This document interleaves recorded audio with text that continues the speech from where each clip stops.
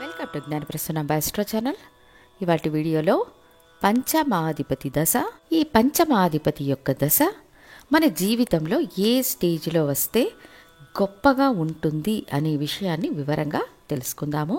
పంచమాధిపతి పంచమ స్థానం అనే పూర్వపుణ్యస్థానం అతి ముఖ్య స్థానం.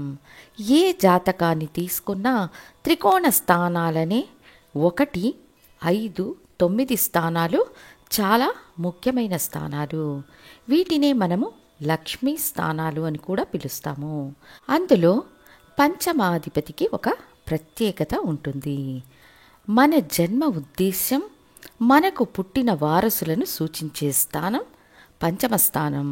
మనం పుట్టాం, పెరిగాం, చదువుకున్నాం, ఉద్యోగానికి వెళ్ళాం అనేది మన జన్మ లక్ష్యం. అంతకు మించి ఈ భూమిపై మనం ఏం సాధించామో మన వారసులు నిర్ణయిస్తారు.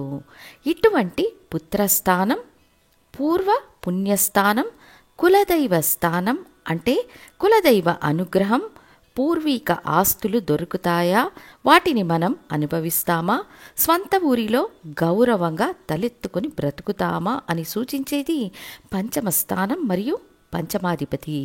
ఈ పంచమాధిపతి దశ మనకు జరిగితే మనం సంతోషకరమైన మానసిక స్థితిలో ఉంటాము.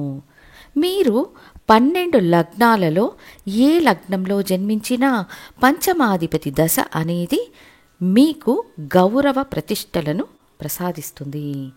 పంచమాధిపతి పాపగ్రహమైన, స్పాయిల్ అయినా పంచమాధిపతి దశ చెడు ఫలితాలను ఇవ్వదు.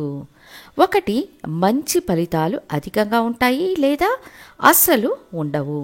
చెడు మాత్రం ఉండదు. ఉదాహరణకు ఒక మేషలగ్న జాతకులకు రవి నీచ స్థితిలో ఉన్న రవి మహాదశ ఖచ్చితంగా హాని చేయదు. కానీ పంచమ స్థానం స్పాయిల్ అయి ఉంటే, అంటే పాపగ్రహాలు ఉన్నా, పాపకర్తరి యోగంలో పంచమ స్థానం ఉన్నా ఆ స్థానం యొక్క శుభ ఫలితాలు తగ్గుతాయి. రెండింటికి డిఫరెన్స్ అనేది ఉంది. రవి మహాదశ హాని చెయ్యదు, కానీ పంచమ స్థానం స్పాయిల్ అయినందువల్ల పూర్వీకం పాడవుతుంది, పుత్రస్థానం పాడవుతుంది, స్వంత ఊరిలో ఉండలేని పరిస్థితులు ఏర్పడడం, గౌరవ భంగం ఏర్పడడం లాంటివి ఉంటాయి.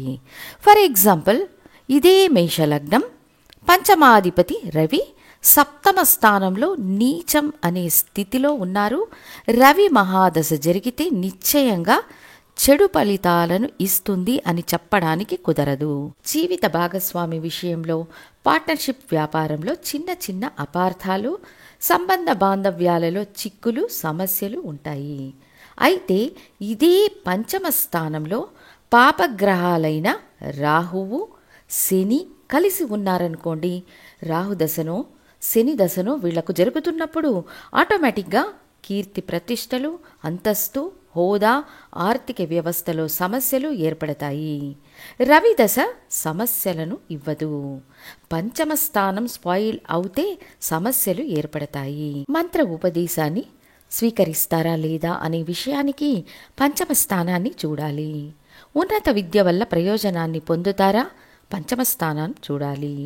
ప్రేమ విషయాలలో విజయం సాధిస్తారా, పంచమ స్థానాన్ని చూడాలి.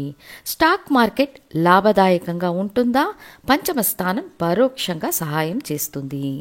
పూర్వీక ఆస్తులను అనుభవిస్తారా, మీ వారసులు పూర్వీక ఆస్తులను అనుభవిస్తారా, పంచమ స్థానాన్ని చూడాలి. మీ వారసులు మిమ్మల్ని పోషిస్తారా, పంచమ స్థానాన్ని చూడాలి. సరదా, సంతోషం, ఉల్లాసాలను అనుభవిస్తారా, 5వ స్థానాన్ని చూడాలి. పంచమ స్థానం అనేది అనేక కీలక స్థానాలలో ఒకటి. ఇటువంటి పంచమ స్థానానికి అధిపతి అయిన గ్రహం యొక్క దశ మీకు ఎటువంటి నెగటివ్ ఫలితాలను ఇవ్వదు. ఇది మొదటి పాయింట్. పంచమాధిపతి తీవ్రంగా స్పాయిల్ అయినా మంచి జరగపోవచ్చు, కానీ చెడు మాత్రం జరగదు. పంచమ స్థానం స్పాయిల్ అవుతేనే నెగటివ్ ఫలితాలు ఉంటాయి. ముఖ్యంగా ఒక గ్రహం తన కారకత్వ ఫలితాలను వదులుకుంటుంది, కానీ ఆధిపత్య ఫలితాలను మాత్రం వదులుకోదు. ఈ పంచమాధిపతి దశ మీకు పూర్తి ప్రయోజనాలను ఇవ్వాలి అంటే నిశ్చయంగా మీకు వారసులు ఉండాలి. వారసులు లేనప్పుడు మనకు పంచమాధిపతి దశ పూర్తి ప్రయోజనాన్ని ఇవ్వదు. ఆడపిల్లలు ఉంటే వారసులుగా తీసుకోకూడదా, మీరు తప్పుగా చెబుతున్నారని అనుకునే వాళ్లకు దీనిని మీరు తప్పుగా అర్థం చేసుకోకండి. చట్ట ప్రకారం వారసత్వం అనేది ఇప్పుడు మహిళలకు అందుబాటులో ఉన్న జ్యోతిష శాస్త్రంలో మగవారిని వారసులుగా సూచిస్తుంది. సాధారణంగానే గురువు పంచమ స్థానంలో ఉంటే స్త్రీ సంతానాన్ని అధికంగా ఇస్తారు. గురువు పుత్రకారకుడైన పంచమ స్థానంలో ఉన్నప్పుడు స్త్రీ సంతానాన్ని అధికంగా ఇస్తారు.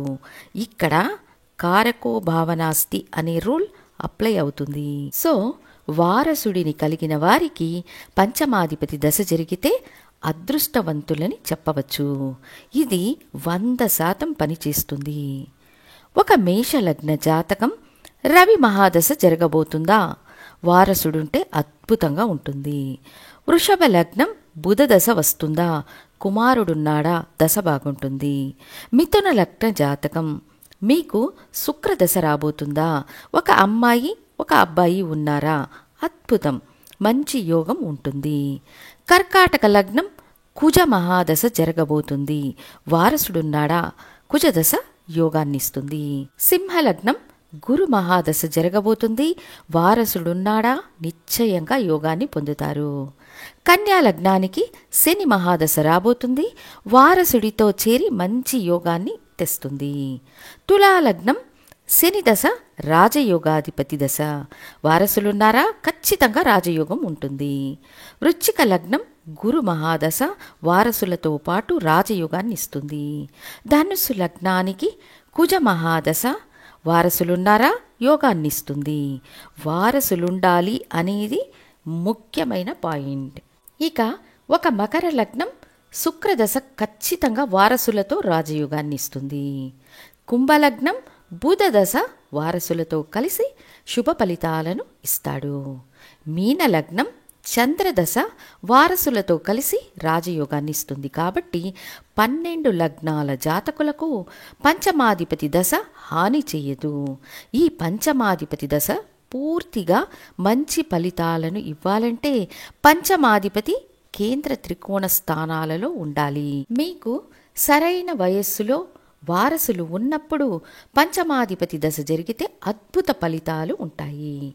ఇక మాకు అబ్బాయి లేడు, 2 ఆడపిల్లలున్నారు, మాకు మంచి ఫలితాలు పంచమాధిపతి దశలో ఉండవా అంటే ఖచ్చితంగా ఉంటాయి. కానీ 70 నుండి 80% మంచి ఫలితాలు ఉంటాయి. పంచమాధిపతి ఇంకొక దుస్థానంలో ఉన్న సమస్యలను ఇవ్వరు. పంచమాధిపతి ఏ లగ్నానికైనా సరే పాపి కాడు. ఒక ఉదాహరణ తీసుకుందాము. మకర లగ్నానికి శుక్రుడు పంచమ దశమాధిపతి, 2 శుభ స్థానాలకు అధిపతి. అదే కుంభ లగ్నాన్ని తీసుకుంటే బుధుడు పంచమ అష్టమాధిపతి, అష్టమ స్థాన ఫలితాలను కూడా ఇస్తారు. కానీ ఒక త్రికోణాధిపతి ఏ పరిస్థితుల్లోనూ చెడు ఫలితాలను ఇవ్వరు. ఇదే కుంభలగ్నానికి బుధ దశ సంతానమే లేకపోతే అష్టమ స్థానం యొక్క ప్రతికూల ఫలితాలను ఎక్కువగా ఇస్తారు. ఇదే సూక్ష్మ రహస్యం. పంచమాధిపతి దశ మీకు జరగబోయేప్పుడు మీకు వారసులున్నారా? పూర్తిగా మంచి ఫలితాలను పొందుతారు. పంచమ స్థానం తీవ్రంగా స్పాయిల్ అయినప్పుడు పూర్వపుణ్యం లేకపోవడం, కులదైవ అనుగ్రహం లేకపోవడం, సంతానం లేకపోవడం లాంటివి ఏర్పడతాయి. అయితే దీనికి దశకు సంబంధం ఉండదు.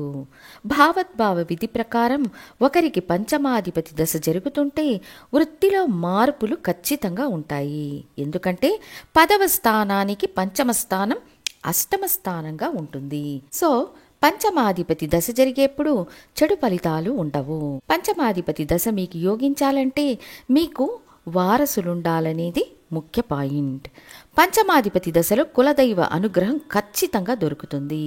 పూర్వీక ఆస్తులను అనుభవించే యోగం ఏర్పడుతుందని తెలియజేస్తూ ఇంకొక ముఖ్య వీడియోతో మళ్ళీ మీ ముందుంటాను. ధన్యవాదాలు.